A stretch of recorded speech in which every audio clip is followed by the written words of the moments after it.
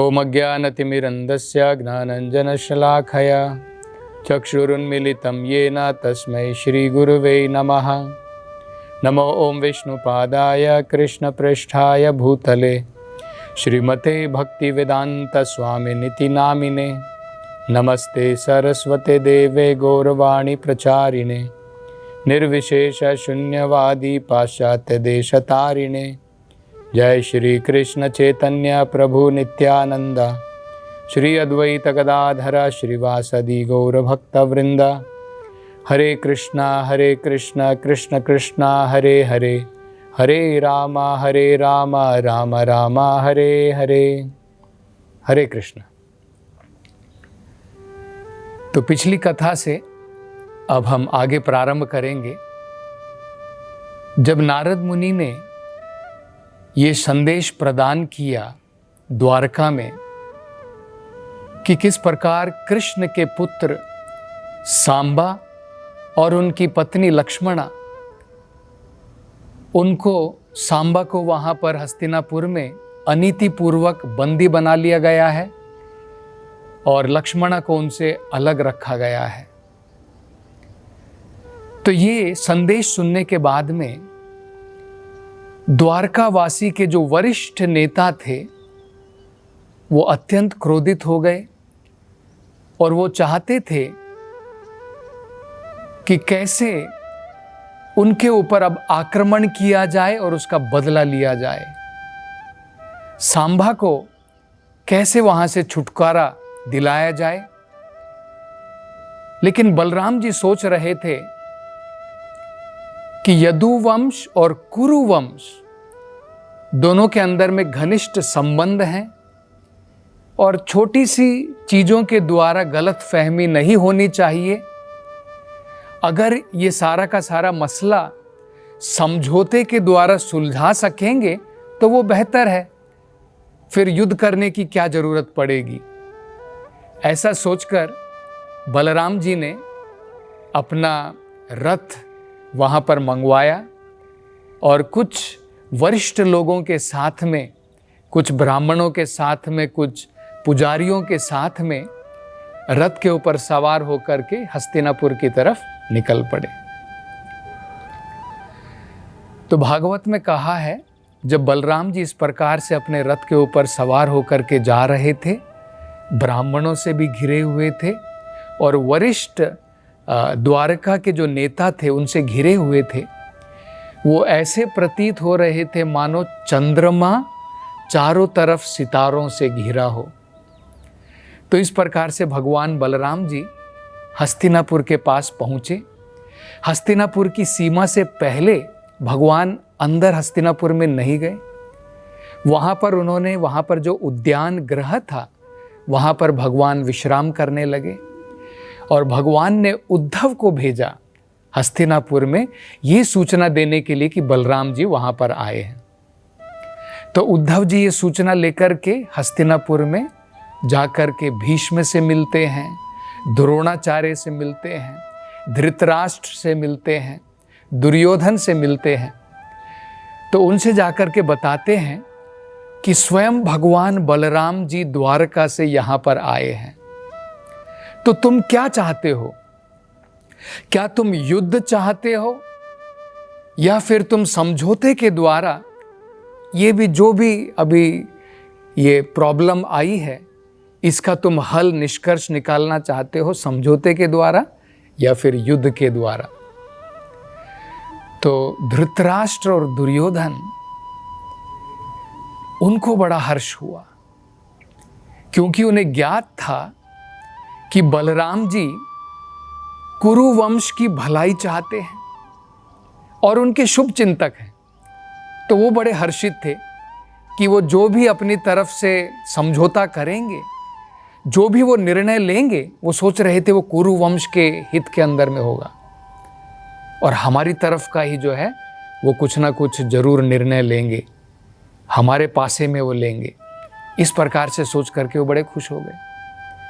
तो बड़े ही आदर सत्कार के साथ में सारे पूजा के जो भी सामग्री है वो सब ले करके वो उस उद्यान वन में पहुँचे और साक्षात जो है दंडवत प्रणाम करके इन कुरु वंश के नेताओं ने बलराम जी की वहाँ पर आराधना की, उनकी पूजा की।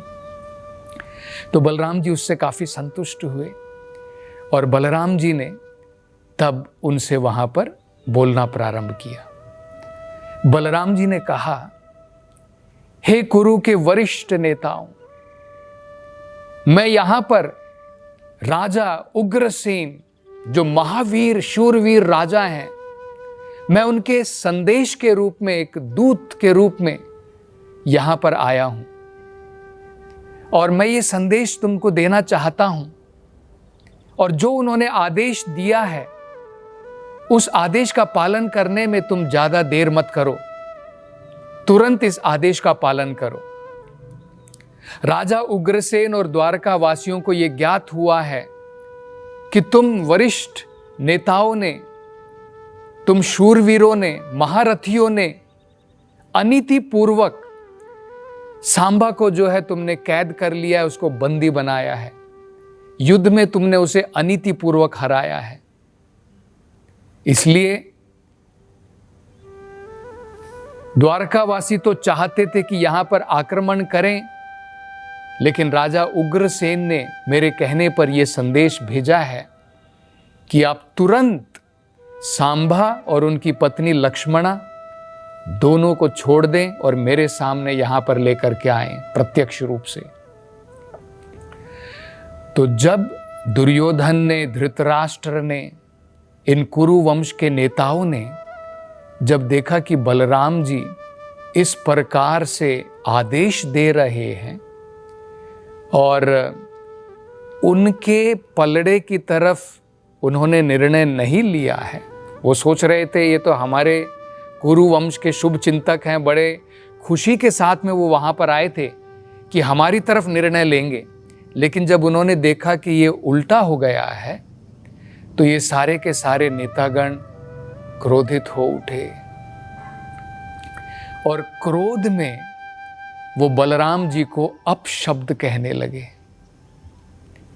उनको वहां पर ये होश नहीं रहा कि बलराम जी स्वयं भगवान हैं, बलराम जी स्वयं वो आदि पुरुष हैं, भगवान कृष्ण उनके पहले विस्तार बलराम जी हैं।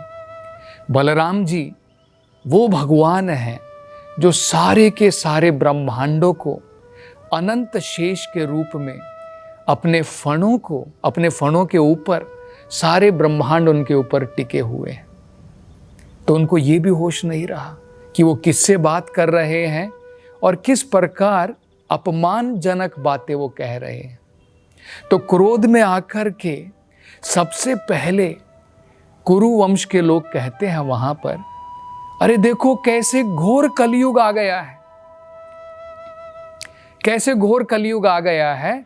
बलराम जी की बातों से लग रहा है कि मानो पादुका जो होती है उसका स्थान होता है पांव में, लेकिन पादुका अगर पांव के स्थान से उठ करके सर के ऊपर आना चाहे जहां पर मुकुट लगता है, तो ये तो बिल्कुल ऐसा लगता है मानो कलयुग आ गया हो।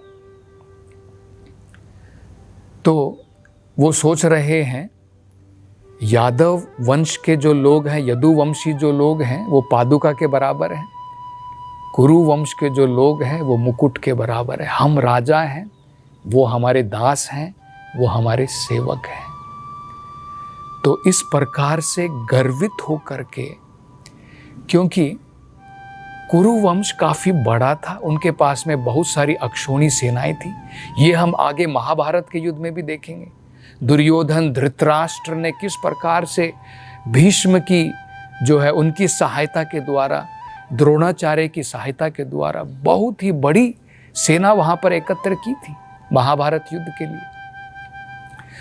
तो जब इनके पास में इतना सब ऐश्वर्य है, धन है, दौलत है, पोजीशन है, उसके कारण ये गर्वित हो उठे थे और गर्व के कारण यहाँ पर बलराम जी के सामने स्वयं अपशब्द जो है कह रहे हैं। आगे ये कुरु वंश के जो नेतागण वहाँ पर सम्मिलित हुए थे, वे कहने लगे इन यादवों को देखो, इनका पहले कोई स्थान नहीं था। हम विवाह के द्वारा इनके साथ संबंधित हो गए और इसके कारण क्या हुआ, ये हमारे साथ में, हमने इनको आज्ञा दी कि तुम हमारे साथ में खा सकते हो, हमारे साथ में बैठ सकते हो, हमारे साथ में बात कर सकते हो, हमारे साथ में सो सकते हो, और अब इनका सबका दुरुपयोग ये कर रहे हैं। हमारे साथ में विवाह से संबंधित होने के कारण हमने जो है इनको ये दिया। इनके पास में कोई स्थान नहीं था, हमने अपने राज्य का एक हिस्सा इनको प्रदान किया राज्य करने के लिए, और अब ये इनकी धूर्तता देखो, अब हमारे को ही आदेश दे रहे हैं। हमने इनको स्थान दिया, हमारी कृपा के द्वारा सब कुछ चल रहा है। आगे कहते हैं कि बिना भीष्म पितामह द्रोणाचार्य इन जैसे महान योद्धाओं के द्वारा सारा का सारा कुरुवंश इतना तेजस्वी है कि इनके कारण देवतागण भी घबराते हैं। इंद्र को भी अगर भोगना है तो बिना कुरुवंश की आज्ञा के वो भोग नहीं सकता है। तो आम आदमियों का क्या कहना, ये कुरुवंश वाले लोग आम आदमी हैं और इनकी धूर्तता को देखो, किस प्रकार से ये जो है हमें आदेश देना चाहते हैं। तो इस प्रकार के अपशब्द वो कहने लगे। आगे उन्होंने यहां तक भी कहा, उन्होंने कहा कि हमारी दया के कारण, हमारी कृपा के कारण हमने इन्हें एक प्रकार से परमिशन दी कि भाई तुम इनका इन सब चीज़ों का प्रयोग कर सकते हो। राजमुकुट पहन सकते हो, तुम राजमुकुट पहन सकते हो, राजा की छतरी लगा सकते हो, सिंहासन पर बैठ सकते हो। जितने भी राजाओं के चिन्ह होते हैं, ये सारे चिन्ह हमारी आज्ञा के द्वारा हमने जो है इनको दिए, प्रदान किए। तो हमारी आज्ञा के द्वारा अब ये प्रयोग कर रहे हैं, लेकिन इन सब ने इनका दुरुपयोग किया है। अब हम चाहते हैं कि हम ये सब चीजें इनसे छीन लें, क्योंकि हमने जितनी इनके ऊपर दया दिखाई, इनका गर्व बढ़ता ही गया है। वो तो बिल्कुल इस प्रकार से है मानो सांप को दूध पिलाया जाए तो क्या होगा, उसका विष बढ़ जाता है। तो ये कुरुवंश के जो नेता हैं, यदुवंश के बारे में इस प्रकार की बातें जो है कह रहे हैं। और इतना कहने के पश्चात ये सारे कुरुवंश के लोग जो हैं, जो वहाँ पर नेता वहाँ पर आए थे, सब उन्होंने प्रस्थान किया और हस्तिनापुर में वापस लौट गए। बलराम जी ने सब कुछ ये अपमानजनक जो भी उन्होंने बातें कही, बलराम जी के आदेश को उन्होंने जो उनसे कहा उसको ठुकराया। उन्होंने बड़ी ही गंभीरता पूर्वक और बड़ी ही सहनशीलता से सब सुना। लेकिन बलराम जी जानते थे कि किस प्रकार से ये कुरुवंश के लोग अत्यंत गर्वित हो उठे हैं। इसलिए बलराम जी अब क्रोध के कारण उनका पूरा शरीर जो है इस प्रकार से लाल हो गया, किसी भी व्यक्ति को बलराम जी की तरफ देखने को भी नहीं हुआ। जिस प्रकार के वो क्रोध के कारण अब नजर आ रहे थे, लग रहे थे। अब वो हस्तिनापुर वासियों को, इन बड़े बड़े नेताओं को, कुरु जो वंश के जो बड़े नेता थे, जो इतने गर्वित हो चुके थे और इस प्रकार के अपमानित शब्द उन्होंने कहे थे भगवान कृष्ण, बलराम और पूरे यदुवंशियों के लिए, अब वो उनको सबक सिखाना चाहते थे। तो बलराम जी क्रोधित होकर के वहाँ पर जोर से हंसे और जोर से हंसने के बाद में बलराम जी ने कहा कि ये लक्षण है कि जब व्यक्ति के पास में अनेकों प्रकार की कुछ पोजीशन आ जाती है, कुछ स्थान आ जाता है, समाज के अंदर में उसकी प्रतिष्ठा हो जाती है, उसके पास में धन है, दौलत है, ऐश्वर्य है, अनेकों प्रकार की उसके पास में सुविधाएं हैं, तो वो व्यक्ति जो है मतवाला हो जाता है, अहंकारी हो जाता है। और अहंकार में अंधा हो जाता है। क्या करना चाहिए क्या नहीं करना चाहिए उसकी समझ में नहीं आता है। इस प्रकार से क्या होता है, ऐसे लोगों को जब ये जानवर के बराबर हो जाते हैं तो जानवरों को अगर हम अच्छे उपदेश दें तो कुछ फ़ायदा नहीं है। जैसे आपने देखा होगा ना, अगर एक सांप है आप उसको उपदेश देंगे कुछ फ़ायदा होगा, उसका विष और ज़्यादा बढ़ जाएगा। इसी प्रकार से जानवरों को कैसे कंट्रोल किया जाता है, उपदेश दे करके नहीं। बलराम जी अब सोच रहे थे कि ये तो जानवर के बराबर हो गए हैं, अब लाठी का ही काम है। जैसे लाठी के द्वारा जानवरों को नियंत्रण में रखा जाता है, इसी प्रकार से ये जो लोग अब मतवाले हो गए हैं जानवरों के बराबर, अब इनको केवल लाठी के प्रकार का सबक मात्र सिखाना पड़ेगा। आगे बलराम जी विचार कर रहे थे कि मैंने तो इनकी भलाई के लिए कार्य किया, अन्यथा जिस प्रकार से अनीति पूर्वक इन्होंने कार्य किया, सांबा को किस प्रकार से अनीति पूर्वक इन्होंने बंदी बनाया, उसके कारण क्या हुआ था, राजा उग्रसेन और बाकी यदुवंशी लोग क्रोधित हो गए थे और क्रोध के कारण वो आक्रमण करना चाहते थे।